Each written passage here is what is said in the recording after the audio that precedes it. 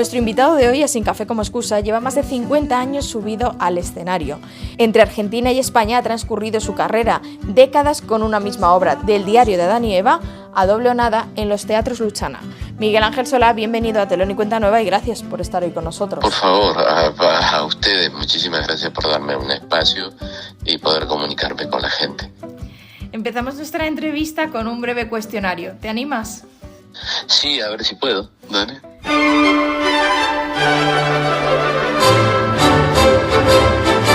¿Beatles o Rolling? Beatles. ¿Dylan o Marley? Dylan. ¿Chaplin o los hermanos Marx? Chaplin. ¿Comedia o drama? Drama. ¿Ciencia ficción o fantasía? Sí. La mezcla de los dos me gusta a mí. Quien vio el diario de Adán y Eva se puede dar cuenta de lo que digo. ¿Ciencia ficción o fantasía? Un poco de las dos. Antes, hace años te hubiese dicho fantasía. Ahora me gusta la mezcla de las dos cosas. ¿Una película para no olvidar? Tengo tantas en la cabeza. Bueno, te voy a decir dos, ¿puede ser? Sí. Bueno, ¿te puedo decir tres? Venga. Bueno, el cartero, Blade Runner, sí, y Cinema Paradiso. De cuatro, y La Belleza. Es difícil elegir. Un libro que es difícil elegir. Sí, muy difícil, la verdad. Un libro que siempre esté en tu mesilla. Siempre está cerca mío el cuaderno de la Dama de Otoño de Antonio Gala. Un poema al que volver.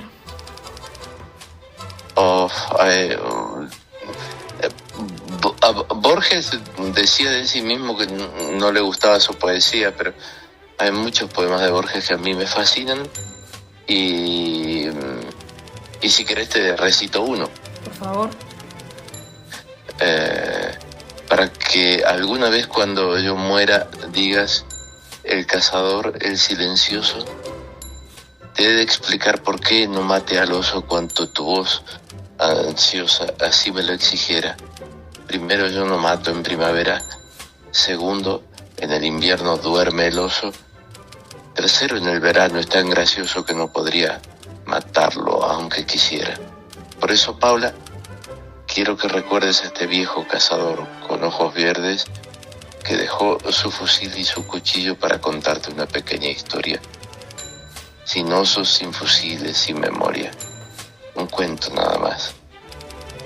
Claro y sencillo. ¡Qué maravilla! Eso se llama Soneto a Paula.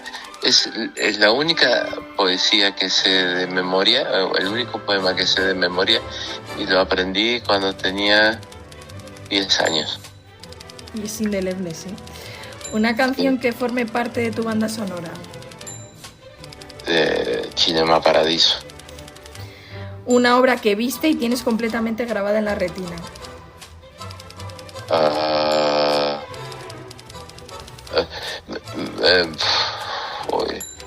El enemigo del pueblo, hecho por Ernesto Bianco y Héctor Alterio. ¿El actor crees que nace o se hace?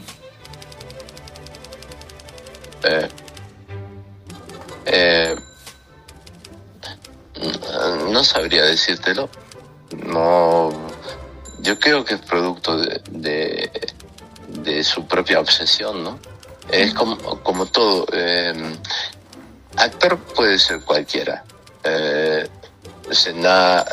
Nacido o hecho, puede ser cualquiera.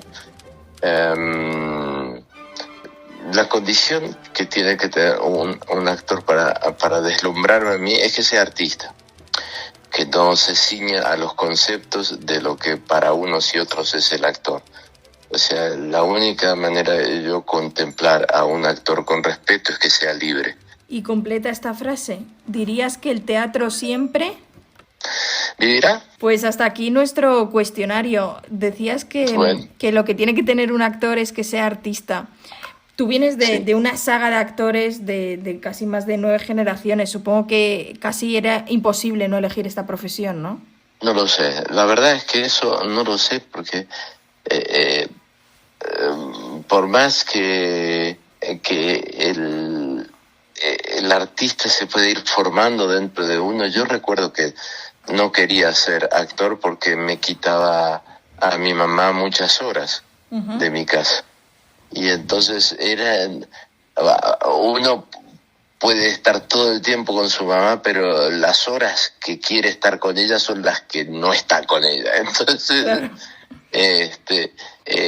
Yo no quería ser actor. Y después me quedó, entendí, porque se lo dije un día llorando, mamá, y entendí después que eso se me había quedado como una especie de trompeteo, ¿no? Cada vez que me decían, no, ¿y por qué? Y porque yo porque no quiero estar lejos de mamá tanto tiempo. Entonces después fui creciendo, y eso se me había quedado. Lo repetía ya sin sentirlo, porque mi mamá,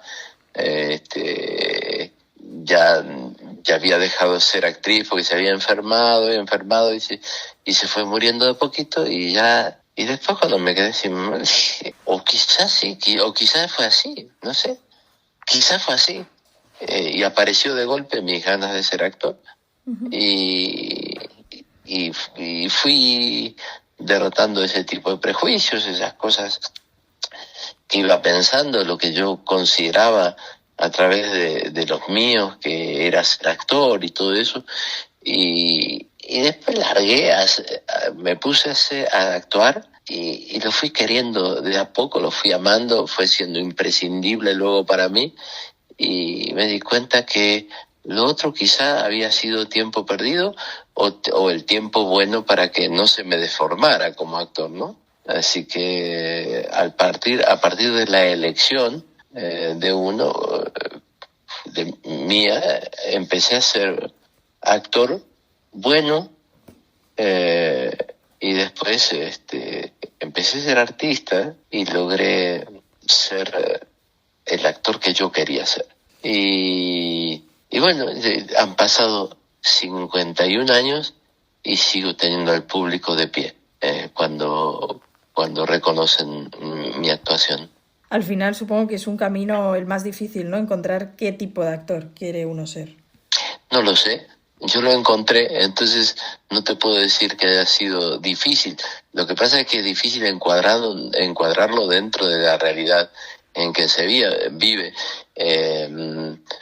Yo tengo muchas diferencias con cómo se concibe por historia aquí un actor.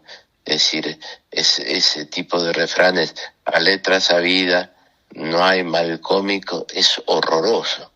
Es el primer paso para la deformación de alguien.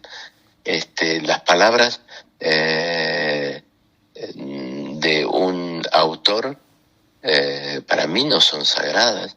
¿Cómo las ha combinado? A mí me parecen sagradas las palabras, pero cómo las ha combinado, no. Y entonces yo necesito, digamos que las palabras escritas son literatura para mí. Necesito comprobar con la existencia del público que esas palabras resuenan o no. Y si no resuenan hay que buscarlas, hay que buscar en qué se confundió al querer decir algo con otra cosa, y así se hace el trabajo entre lo que quiso pensar y contar un autor y la verdad de eso que quiso contar expuesta ante el público para ver qué es lo que pasa, cómo resuena en el público, hasta encontrar la manera de hacerlo resonar. Muchas obras de teatro se bajan de cartel sin haber sabido si podían tener un destino mejor. Y yo, si bien no he hecho mucho teatro en relación con otros actores, lo que he hecho es muchos años de teatro una misma obra. Entonces, me ha pasado que yo tengo temporadas de 10 años, de 8 años, de 5 años, de 4, de 3. Yo creo que las temporadas más aburridas y más cortas que tuve fueron hechas dentro de la dirección de directores de aquí.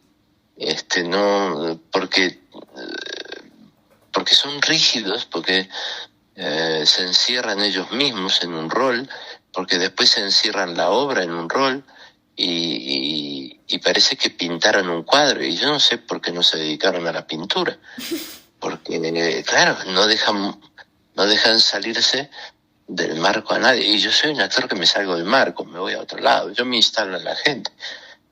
Para eso es el teatro, o sea, para modificar los criterios de la gente, de hacerlos repensar la vida, no para contarle un dogma. Precisamente acabas de mencionar algo que es muy, muy interesante de tu carrera, que es el haber estado tantos años con la misma obra. Hablamos, por ejemplo, del Diario de Adán y Eva, una obra que desde luego ha marcado, casi diría, el teatro contemporáneo, ¿no? Más de 10 años en cartel, y que fue todo un evento. Claro, y la fuimos modificando en total. Yo encontré un amigo que es director, que es autor, que es productor, que es mi amigo de toda la vida, que son 40 años juntos, Manuel González Gil. Cuando encontré, dije, así trabajamos. Incluso la obra que estamos haciendo ahora, Doble o Nada, cuando murió nuestro director Quique Quintanilla, que fue asistente de Manuel durante 45 años, asistente mío de dirección 30 años, cuando él dirigió Doble o Nada y murió, y fuimos a hacerla a Buenos Aires, incluso hicimos con Paula otra versión del Diario de Adán y Eva. El Diario de Adán y Eva hicimos 27 versiones en total. Lo que demuestra que el teatro está vivo, ¿no? ¿Cómo? Que lo que demuestra que el teatro está vivo. El teatro tiene que estar vivo, si no, simplemente tiene que representarse en los museos para hacer, qué sé yo, el teatro en verso puede resonar para unos de una determinada manera, pero cuando vine por primera vez aquí a hacer, ¿cómo se llama? El Julio César de Shakespeare, que hice el Marco Antonio, me pusieron a aprender verso con un hombre maravilloso que se llamaba Pepe Struch, con el que trabajamos el verso de la obra de Montalbán, ¿no? De la obra de Shakespeare, adaptada por Montalbán. Y fue genial, porque en el tiempo que estuvimos juntos, que fueron 20 días o 25 días, me dijo, él me preguntó, ¿por qué no te la dejan hacer como hablas tú? Porque yo lo hacía a mi manera. Y decía, y no sé por qué. Le digo, porque no confiarán que yo pueda empatar con los demás, con mi modo de hablar argentino, que tampoco es un porteño marcado, sino que es una forma de hablar argentino que es más provinciana, que es más aunque lo otro era ir atrás de las palabras, era horroroso, porque yo no tengo espacio para la Z y para la C. Yo hablo con las S todo el tiempo, no con las S, sino con las S. Y entonces, cada vez que tenía que decir una palabra, yo me acuerdo que Imanol Arias, cuando vino a ver el debut de César, me dice, Miguel, me morí de risa, porque en español le dijo, en castellano, me morí de risa porque saliste y dijiste, ¿cómo se llama? César ha muerto en lugar de César. Y bueno, pero es que, claro, mi boca no puede pensar en una Z y en una C sin tener que detenerse. Entonces, así uno es el 10% de lo que podría ser como actor. Y precisamente ahora que hablas de estas obras que han marcado tu carrera, que han sido pocas pero que se han hecho durante muchos años, entiendo que la elección por tu parte de una obra es muy, muy concreta, ¿no? ¿Qué tiene que tener una obra para que quieras participar de ella o para que quieras hacerla?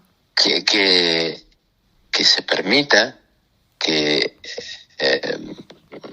sobre todo este es un problema de dirección siempre, a veces de celo de autor, pero un problema de dirección. En Doble o Nada, nosotros partimos con una premisa, que fuera, esto es teatro en movimiento, esto no para de moverse nunca, esto necesita que todos los días se renueve la savia que nutre a la obra. Así como habíamos partido con el diario de Adán y Eva, así como habíamos partido con cada obra que trabajamos juntos, Manuel y yo, por ejemplo. Y Paula se fue adaptando a esa forma de trabajar y fue maravilloso. Claro que le va a costar mucho poder trabajar en teatro con alguien, porque aquí te quieren domar, no te permiten mostrarte mostrar eso que querés mostrar, que tiene que ver con el pensamiento y el sentimiento de un personaje. No te lo permiten. Y se hace también un culto al actor personalista, al que no compone los trabajos, al que no, o sea, al que repite diferentes trabajos con diferentes nombres, con la misma forma de ser. También ahora en Argentina se está estilando eso, y eso era maravilloso en mi país, porque lo que hacías era constantemente ir atrás del sentimiento y del pensamiento del personaje. Y para eso es necesario que se entienda que los pensamientos están llenos de emociones y que las emociones están llenas de ideas. O sea, es la única manera. No se pueden hacer compartimentos estancos en la vida de la actuación, porque se muere. Porque ¿cómo hacía un cavernícola que venía de cazar los animales que eran siempre 10 veces más grandes que él, y de traer la comida y de contar qué era lo que había pasado? ¿Cómo hacía para transmitir el olor? ¿Cómo hacía el olor a muerte, ese olor a adrenalina que no se llamaba adrenalina de ninguna manera, cuando no existían las palabras, cuando las cuerdas vocales no estaban desarrolladas como para poder tener un idioma que contara fehacientemente qué era lo que había ocurrido? ¿Cómo hacían para nombrar la muerte, que no tenía nombre? ¿Cómo hacían para decirle a los demás que no se movía un amigo querido o un amigo recolector porque lo había pisado un mamut? ¿Cómo hacía para contar, a menos que viviera en las cavernas de Nerja, el tamaño de un mamut o de un tigre sable o de un... ¿Cómo hacía para decirles qué color tenía? Las palabras no existían, pero había que llevar la noticia, y esa noticia tenía que conmover, tenía que transmitirse. Conmover es transmitir. Entonces, ¿cómo hacía? Entonces digo, ¿qué tiene que tener la obra? Primero, una enorme voluntad de ampliar el mundo, ampliar el conocimiento, plasmar lo que existe, pero buscando la verdad de lo que existe, no la realidad. La realidad la cuentan los noticieros, mal, bien, disfrazada, con copyright o con la orden de decir una mentira dentro de la realidad. Es parte de la realidad, pero la verdad va mucho más allá de cualquier realidad. Y Doble o Nada, que es la función que ahora estás haciendo aquí en los teatros Luchana. Sí. ¿Por qué decidisteis ponerla en pie? ¿Cuál fue el proceso? Además, que hablas de la verdad, precisamente una función que habla tanto de la verdad y de lo que es capaz de llegar el ser humano en un momento dado y que nos pone en un espejo, nos enfrenta a nosotros mismos. Ya. Doble o Nada tuvo un comienzo muy raro. No sé, a mí me enviaron el libro para hacerlo en Argentina. Y yo dije que no porque yo quería trabajar con Paula. Inmediatamente después nos llega esa misma obra, que tenía otro nombre, y la leemos y pensamos, no teníamos más obras que nos hubiese gustado poner en ¿cómo se llama? En práctica. En pie, exacto. Había hecho Paula una adaptación y una traducción de Oleana maravillosa, mucho mejor que lo que escribió Mamet, y era maravillosa para hacerla. Pero la habían hecho 2 años antes en el Teatro Español, 2 actores españoles que tenían mucha repercusión en la gente, pero hicieron muy poco tiempo. Como esas temporadas que hacen, que duran 1 mes y medio. Yo digo, pero si con este tiempo ni siquiera se llega a comprender por qué un personaje se rasca cuando se rasca. Se ensayan las palabras, el sonido se ensaya, pero no se ensaya lo que cuenta ese sonido. Entonces las palabras, ¿hola? Sí.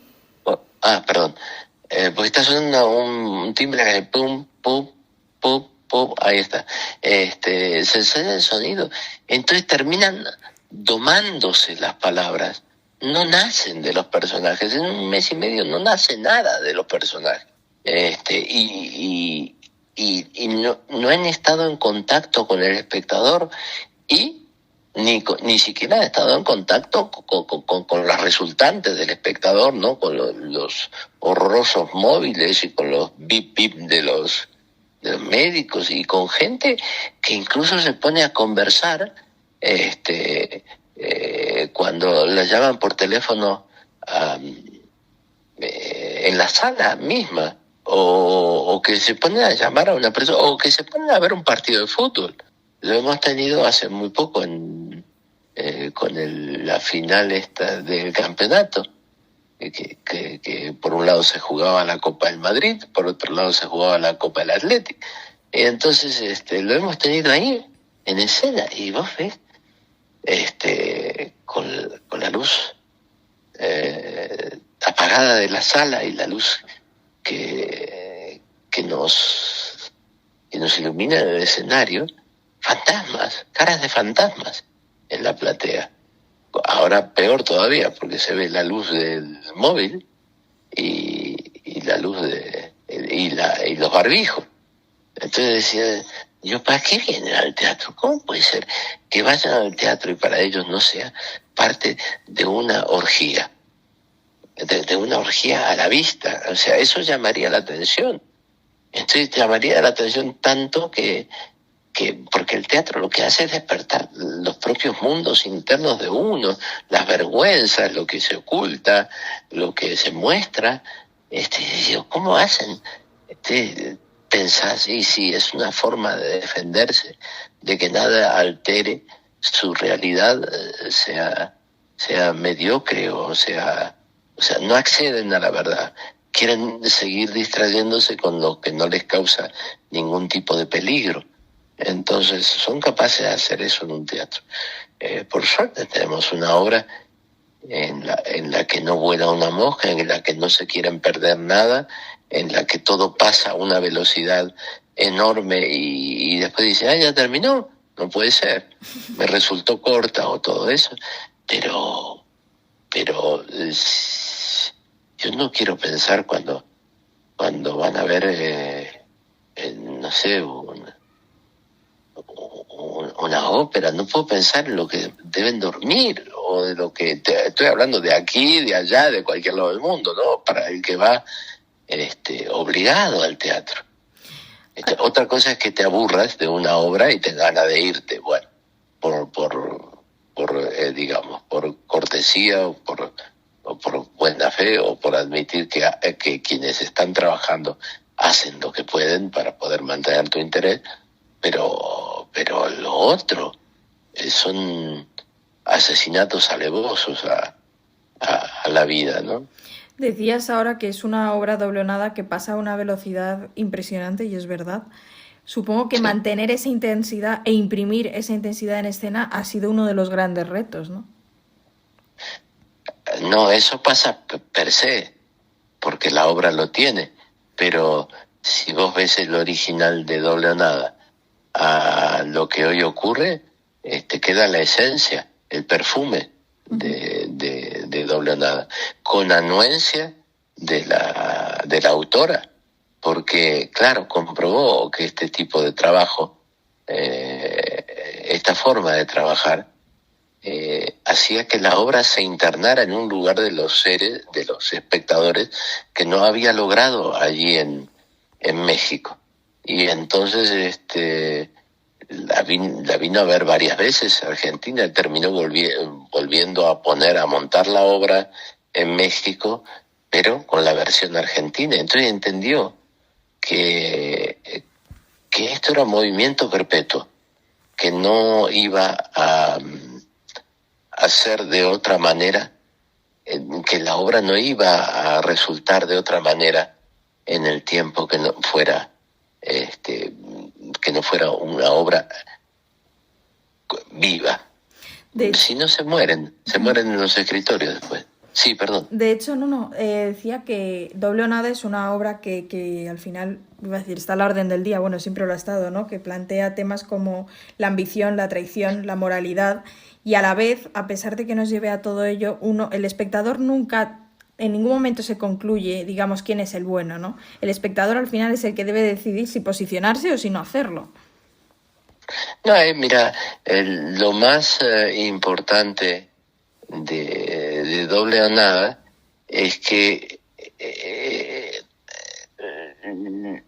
hay alguien que conoce y manipula, y hay alguien que aprende de golpe que lo que quiere está ahí y manipula. Cuando quien manipuló desde el principio sabe que está preparada la otra para manipular, acepta y decide. Pero no tiene más remedio que llevarla hasta ese punto para hacer que de esa manipulación una experiencia que esta persona no va a olvidar nunca y que va a tener que aplicar sí o sí dentro de la rigidez de sus criterios de horizontalidad y de comprensión. Le cambia la horizontalidad por la verticalidad para hacer eso que él quiere que sea. Pero es un manipulador. Entonces, esa persona no es buena a menos que sean padres y madres enseñándoles a sus hijos a mantenerse en esta vida, a creer en esta vida y a posicionarse en esta vida. Pero este señor ya es un hombre grande que manipula una conciencia que también ya es grande. Y bueno, por eso la gente se ríe de nervios, por eso la gente se comenta todo el tiempo, se siente partícipe de lo que ocurre, parece como si estuviera espiando por una mirilla lo que ocurre en una vida ajena, que es también la propia, ideal o no. Sí, al final ideal incluso, o parte de sí, ¿no? Sí, perdón. Que incluso llega hasta incomodar al espectador, ¿no? De pensar claro que es realidad. Incómoda, pero es incómoda porque en algún lugar resuena. Sí. Y además el teatro también tiene que ser parte de esa, es necesario que sea parte de la incomodidad del otro, porque es la manera de tener un objetivo, algo que movilice, que cambie estructuras o que admita que esas estructuras que uno tiene están muy incompletas, que necesita ser de otra manera para poder evitar eso que le molesta o observarlo y decir, no, esta es la vida que me gusta llevar. Yo quiero ser un manipulador, ¿no? Por ejemplo. No, yo no. Pero que el espectador tenga chances de aceptar que se completa su mundo interior y su manifestación de ese mundo interior. Sí. He leído que defines el teatro como un pan recién horneado. Qué buena definición, ¿no? Es que es la única manera. O sea, cuando vos vas a comprar pan y te venden un pan que ya está pasadito, ya no lo querés. O sea, a menos que te guste el pan pasado. Pero ¿para qué se hace pan todos los días? Se tira demasiado entonces. No, yo creo que el teatro, si no tiene ese punto en que las cosas nacen constantemente, no tiene ningún sentido. Miguel Ángel Solá, nos vamos a ir despidiendo de la entrevista, pero antes de hacerlo, nuestra sección se llama Sin café como excusa, y a todos nuestros invitados les proponemos que nos digan una persona o un personaje con el que si pudieran se tomarían un café sin dudarlo. ¿Cuál sería el tuyo? Galileo Galilei. Pues con eso nos quedamos y con la magnífica obra que es Doble o Nada en los teatros Luchana, con la que desde luego nadie se queda indiferente. Muchas gracias. No, muchas gracias a vos, querida.